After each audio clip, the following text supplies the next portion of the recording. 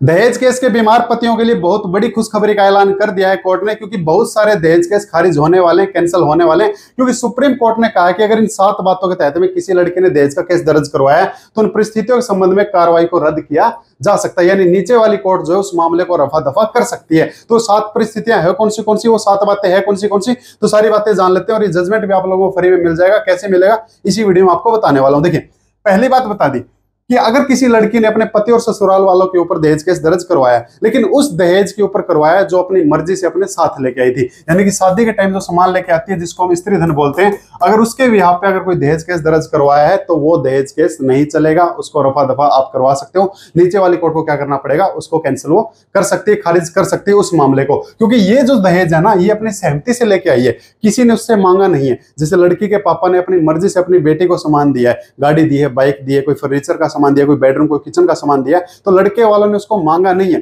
तो इसके बिहाफ पे अगर कोई दहेज केस दर्ज हुआ है तो वो खारिज हो सकता है। सेकंड सिचुएशन बता दी, अगर किसी लड़की ने पुलिस स्टेशन में जाके कोई शिकायत दर्ज करवाई है दहेज के केस के खिलाफ में, और अगर पुलिस ने उसकी जांच की और जांच में कोई ऐसा सबूत नहीं मिलता है जो उसने एप्लीकेशन के अंदर लिख रखा है, तो फिर उस केस को क्या किया जा सकता है जी, उसको खारिज किया जा सकता है। और तीसरी सिचुएशन तो बड़ी अहम बताई है कि अगर लड़की ने जाके पुलिस स्टेशन में कोई ऐसी शिकायत की है जो कि नॉन कॉग्निजेबल है, जैसे मार पिटाई का मामला होता है, 323 का जो मैटर होता है नए कानून 115 में चला गया, ये नॉन कॉग्निजेबल ऑफेंस होता है, गैर संगीन अपराध होता है। और इसमें अगर वो पुलिस स्टेशन में गई और पुलिस वाले उसकी जांच भी कर देते हैं तो जांच ही झूठी मानी जाती है जी, उस जांच को कोई आधार नहीं माना जाता है। क्योंकि नॉन कॉग्निजेबल ऑफेंस के अंदर बिना मजिस्ट्रेट की परमिशन से क्या नहीं कर सकती, पुलिस जांच ही नहीं कर सकती। तो बिना मजिस्ट्रेट की परमिशन से अगर पुलिस ने जांच की है तो जांच का कोई आधार नहीं माना जाएगा, और उसके बिहाफ पे अगर कोई केस बना तो केस भी नहीं माना जाएगा। और चौथी बात बता दी, बड़ी अहम, और ये बात आपको अच्छी लगने वाली भी है।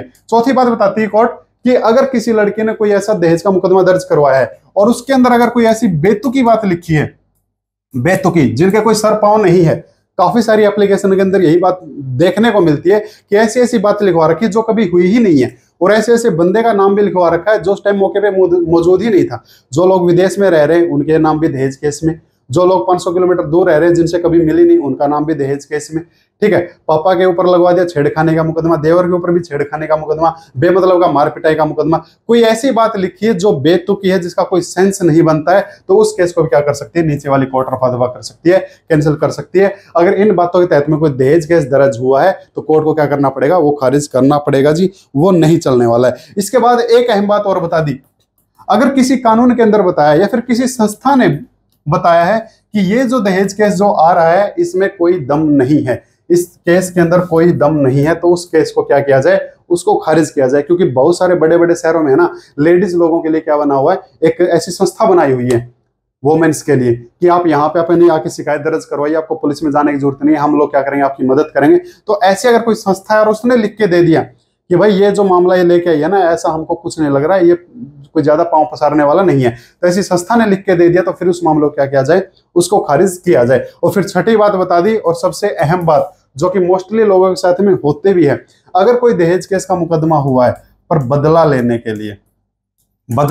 लिए, तो फिर उस केस को खारिज किया जाए। सुप्रीम कोर्ट के सख्त आदेश है नीचे वाली कोर्ट को कि आपको ये खारिज करने चाहिए। और ये बदला लेने वाला तो अभी एक है ना, अभी मेरे पास आया था कि भाई उसने मेरे को बताया, बोला जी मेरी लाइफ बड़ी अच्छी चल रही थी और लड़की का जो पापा है उसने मेरे से कुछ पैसे उधार पे मांग लिए, कि उधार पे मांगे थे कि कुछ टाइम के लिए मेरे को उधार पे दे दे। बोला जी मेरे पास सच में ही पैसा नहीं था।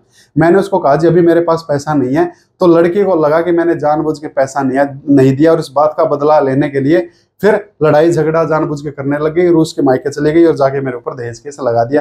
तो एक बदला लेने के लिए देखो क्या लगा रखा है, एक दहेज केस लगा रखा है। क्योंकि एक सुप्रीम कोर्ट का जजमेंट था achieve versus state of Haryana, उसके अंदर भी सुप्रीम कोर्ट ने यह बताया था कि काफी सारे जो केस है ना वो झूठे आते हैं दहेज केस के, क्योंकि बहुत सारे लोग ऐसे हैं जिनको दहेज केस में सजा मिली है लेकिन मुकदमे बहुत ज्यादा दर्ज है। तो अगर सजा नहीं मिली है तो क्या मतलब हुआ, यानी कि मामला जो है कहीं ना कहीं झूठा है। Achieve versus state of Haryana का जजमेंट पढ़ लेना, सुप्रीम कोर्ट का था, अभी अप्रैल 2024 का था। उसके अंदर स्पेशल लिखी थी ये बात कि बहुत सारे केस जो हैं वो मोस्टली केस जो हैं वो झूठे हैं, और उनका महत्व क्या है, बदला लेने का, तंग करने का, परेशान करने का।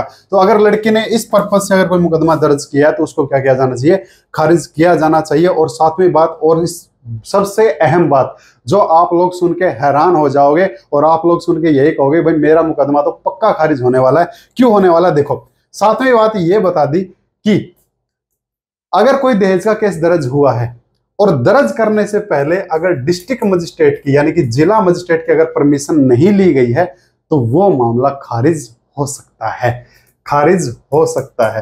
अब 99% केस में डिस्ट्रिक्ट मजिस्ट्रेट की परमिशन ली ही नहीं जाती है। तो जितने भी केस चले हुए हैं सारी बात जजमेंट के अंदर लिखी हुई है, मैं आपको एक एक पढ़ के दिखा दूंगा एक एक चीज ऐसा कैसा। तो 99% केस में तो डिस्ट्रिक्ट मजिस्ट्रेट की परमिशन ही नहीं लेते हैं। पुलिस स्टेशन में गए, पुलिस वालों ने चार्जशीट बनाई और पेश कर दी, डिस्ट्रिक्ट मजिस्ट्रेट की परमिशन नहीं है मुकदमा दर्ज करने की, नहीं ली है, तो वो मुकदमा खारिज हो जाएगा। अब सारी चीजें आपको दिखाने वाला हूं और यहां तक की जानकारी अगर आपको अच्छी लगी है इसको लाइक कर लें, शेयर कर लें, सब्सक्राइब कर लें। नहीं अच्छी लगी इसको डिसलाइक जरूर कर लें जी। देखिए अब बता देता हूं जजमेंट के बारे में। जजमेंट क्या कहता है? वैसे तो पूरा केस ये पढ़ने का है, आप पूरा पढ़ लेना, मैं आपको ये जजमेंट प्रोवाइड करवा दूंगा, लेकिन मैं आपको मेन चीज बता देता हूं। देखिए पॉइंट नंबर 12 के अंदर बताया, इसके अंदर टोटल है ना 15 ही पॉइंट बताए गए हैं। आप अगर पढ़ने लगोगे तो 20 मिनट में इसको अच्छे से पढ़ सकते हो, ज्यादा मुश्किल नहीं है और आपको अच्छे समझ में आ जाएगी क्योंकि ये फैमिली केस है। उन परिस्थितियों के संबंध में जिनमें कार्रवाई रद्द की जा सकती है, माननीय सुप्रीम कोर्ट ने ये Bhajanlal versus state of Haryana के केस में बताया कि वो कौन सी परिस्थितियां जिनमें हम क्या कर सकते हैं, मामले को खारिज करवा सकते हैं। तो 7 परिस्थितियां बता दी। जहां प्रथम सूचना यानी कि जो शिकायत दर्ज हुई है, लगाए गए आरोप भले ही उनके अंकित मूल्य पर किया गया हो लेकिन उनकी संपूर्णता में स्वीकार किया गया हो। अगर कोई ऐसा दहेज केस था जो अपनी मर्जी से लेके आई थी, अपनी सहमति से लेके आई थी, अपने संपूर्ण, अब उसने स्वीकार भी किया कि ये तो अपनी मर्जी से था, तो कोई दहेज केस नहीं बनने वाला है। सेकंड, जहां प्रथम सूचना रिपोर्ट और एफआईआर के साथ संलग्न अन्य सामग्रियों में आरोप यदि कोई हो और संहिता की धारा 155(2) के दायरे में मजिस्ट्रेट के आदेश को छोड़कर, यानी कि अगर लड़की ने कोई ऐसा आरोप लगाया है जो कि नॉन कॉग्निजेबल है, गैर संगीन अपराध है, जिसकी इन्वेस्टिगेशन 155(2) के तहत में होती है और पुलिस ने क्या किया, उसकी इन्वेस्टिगेशन 156(1) के तहत कर दी, यानी कि कॉग्निजेबल ऑफेंस समझ के, तो फिर उसमें जो सबूत, जो जांच में जो चीज आई है वो अमान्य हो जाएंगी। फिर बता दिया, जहां एफआईआर या शिकायत में लगाए गए निर्वाध आरोप और उनके समर्थन में एक तरफ किए गए सबूत किसी अपराध के घटित होने का खुलासा ही नहीं करते हैं, यानी कि पुलिस ने जो जांच किया, जांच में पता चला यार ये तो कोई मामला बनता ही नहीं है, ये जो बात लिखी है बेतुकी लिखी है, जो इसने घटना का स्थल बताया वहां पे घटना हुई ही नहीं है, जिस बंदे के बारे में बताया वो बंदा मौजूद ही नहीं है, तो फिर ये मामला बना क्या? तो फिर मामला अगर नहीं बना तो फिर क्या किया जाएगा, उसको खारिज कर सकते हैं। और चौथी बात देखो, चौथी बात आपको अच्छी लगने वाली है, जहां एफआईआर में लगाए गए आरोप संगीन अपराध नहीं है, नॉन कॉग्निजेबल अपराध है, जैसे मार पिटाई का आरोप है, 115 का मुकदमा, 323 का मुकदमा, ये जो है ये थप्पड़ चट्टू के मामले नॉन कॉग्निजेबल ऑफेंस होगा, बल्कि केवल गैर संज्ञेय अपराध है, वहां मजिस्ट्रेट के आदेश के बिना पुलिस अधिकारी द्वारा किसी भी जांच में अनुमति नहीं दी जाती है, तो फिर अगर वो पुलिस वाला जांच करेगा तो उस जांच का कोई महत्व नहीं रहेगा। फिर बता दिया 5वां पॉइंट, जहां एफआईआर शिकायत में लगाए गए आरोप इतने बेतुके हैं, स्वाभाविक रूप से असंभव है, भाई लग ही नहीं रहा कि ये चीज हो सकती है। जो लोग विदेश रहते हैं उसने आके मारपिटाई कैसे कर दी, उसने आके दहेज कैसे, एक केस बताता हूँ, अभी था थोड़े दिन पहले का। क्या हुआ कि एक लड़की ने ऐसे इल्जाम लगा रखा था कि मेरे पति ने फलानी तारीख को मेरी पिटाई की दहेज के लिए, और पति ने आरटीआई लगा के निकलवा दिया। वो सरकारी टीचर था कि जिस दिन मैंने इसके साथ मार पिटाई की उस दिन तो मैं स्कूल में बच्चों को पढ़ा रहा था, ये मेरी हाजिरी देख लो। और वो स्कूल भी वहां आसपास में नहीं था, दूसरे स्टेट में था, 400 किलोमीटर दूर, दूसरा स्टेट क्रॉस करना पड़ता था, और वो हर 15 दिन में अपने घर आता था। अब ये देख लो, उसने अपने आरटीआई से अपनी हाजिरी निकलवा के दिखा दी, और ये देख लो भाई। तो ऐसी बेतुके जो संभव ही नहीं है, जिनके आधार पर कोई भी विवेकशील व्यक्ति कभी भी इस निष्कर्ष पर नहीं पहुंच सकता कि आरोपी के खिलाफ कार्रवाई का पर्याप्त आधार है। यानी कि ऐसी ऐसी बातें लिख रखी है कि मामले को पढ़ने के बाद ये लग रहा है यार ये खिचड़ी है या मामला ये लग क्या रहा है। तो अगर कोई भी ऐसा बेतुकी बात लिखी है तो वो कोई मामला जो है वो रद्द हो सकता है।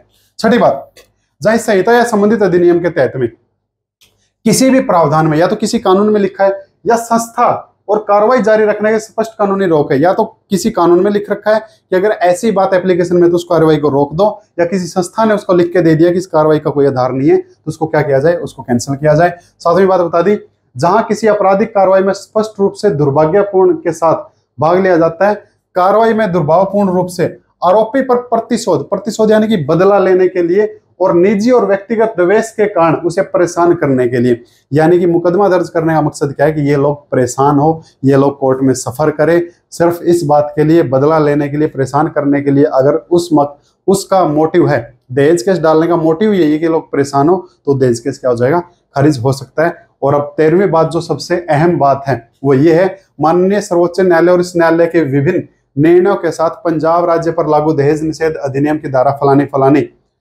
किसी भी व्यक्ति के खिलाफ कोई भी अभियोजन शुरू नहीं किया जा सकता, किसी भी व्यक्ति के खिलाफ कोई भी मुकदमा दर्ज नहीं किया जा सकता जिला मजिस्ट्रेट की पूर्व मंजूरी के बिना। अगर डिस्ट्रिक्ट मजिस्ट्रेट ने परमिशन नहीं दी है तो मुकदमा दर्ज नहीं होगा, मुकदमा दर्ज नहीं होगा, नहीं होगा, नहीं होगा। ठीक है, अब आगे देखते हैं, इस कोर्ट का निष्कर्ष देख लेते हैं। जैसा कि मौजूदा मामले में एफआईआर संबंधित अधिकारी पूर्व मंजूरी के बिना दर्ज की गई है, यानी कि जो एफआईआर जो दर्ज की गई है वो बिना डिस्ट्रिक्ट मजिस्ट्रेट के मंजूरी के बिना की गई है, तो ऐसी कार्रवाई जारी रखने पर एक स्पष्ट कानूनी रोक लगाई गई है। कानून के अंदर लिखा गया है कि अगर डिस्ट्रिक्ट मजिस्ट्रेट के बिना परमिशन के मामला दर्ज होता है तो उसके ऊपर रोक लगा दो, वो मामला ज्यादा दिन पाँव नहीं पसारेगा। और फिर कोर्ट ने इस केस में क्या किया, देख लो क्या किया। कोर्ट ने कहा दिया कि साथ साथ उसके उत्पन्न होने वाली सभी परिणामी कार्रवाइयों को क्या किया जाता है, रद्द किया जाता है। मामले ने रद्द कर दिया कोर्ट ने। और कोर्ट ने रद्द करने का आधार क्या बनाया था, कोर्ट ने रद्द करने का आधार बनाया था 14वां पॉइंट ये वाला, और इसमें क्या लिख रखा था कि पूर्व मंजूरी के बिना मामला दर्ज हुआ है तो इसको खारिज करो। तो इस केस को रद्द करने का जो रीजन था वो था 14वां पॉइंट, और वैसे 7 पॉइंट और बता दिए, इसके अलावा 6 पॉइंट और बता दिए कि आप उनके तहत भी क्या कर सकते हो, मामले को रद्द करवा सकते हो। और ये जो मामला है ये 28 अगस्त 2024 का है, बिल्कुल ताजा है, फ्रेश है, अभी का है। आज कितनी तारीख होगी, आज 1 सितंबर को शायद ये वीडियो अपलोड होगा, तो देख लो ये तो 3 दिन बासी भी नहीं हुई है। तो अगर आपके ऊपर भी कोई ऐसा केस लगा हुआ है आप उसको खारिज करवा सकते हो। ठीक है, ऐसे खारिज करवा सकते हैं जजमेंट की मदद से। और ये जजमेंट अगर आपको चाहिए तो डिस्क्रिप्शन में है ना आपको करेंटिव ऐप का लिंक मिल जाएगा, आईफोन वालों के लिए भी, एंड्रॉइड वालों के लिए भी है। जैसे आप उसको इंस्टॉल करेंगे इधर 3 लाइन दिखाई देगी, कॉर्नर पे 3 लाइन दिखाई देती है, उसके ऊपर आप जैसे क्लिक करोगे आपको फ्री मटेरियल दिखाई देगा। फ्री मटेरियल पे आपको जजमेंट दिखाई देगी कि दहेज केस को खारिज करने वाला न्यू गाइडलाइन, तो ये गाइडलाइन जारी, ये इसको आप डाउनलोड करके पढ़ लेना। अच्छा जजमेंट है, पूरा केस पढ़ लेना, आपको और अच्छे समझ में आ जाएगा। मैंने तो आपको सिर्फ मेन चीज बताई है, 15 पॉइंट है, 15-20 मिनट में आप पढ़ सकते हो। ठीक है, और ये जानकारी अच्छी लगी तो इसको लाइक कर ले, शेयर कर ले, सब्सक्राइब कर ले, नहीं अच्छी लगी इसको डिसलाइक कर ले। ठीक है, और अगर किसी भी टॉपिक के ऊपर कोई भी आपको जानकारी चाहिए तो कमेंट बॉक्स खुला है, मेरे से संपर्क करना तो डिस्क्रिप्शन में आपको मेरे संपर्क सूत्र मिल जाएंगे। और किसी भी टॉपिक के ऊपर कोई भी कंटेंट चाहिए तो ठीक है जी, कमेंट बॉक्स खुला, वहां पे आप कमेंट कर सकते हो। तो थैंक यू माय डियर, फिर मिलते हैं किसी कंटेंट के साथ में, उस कंटेंट के साथ में जो आप चाहो और आप क्या चाहते हो कमेंट कर सकते हो। थैंक यू जी, और ये जजमेंट जरूर पढ़ लेना अगर आपको अपने केस से ऐसे निकलना है तो। Thank you ji.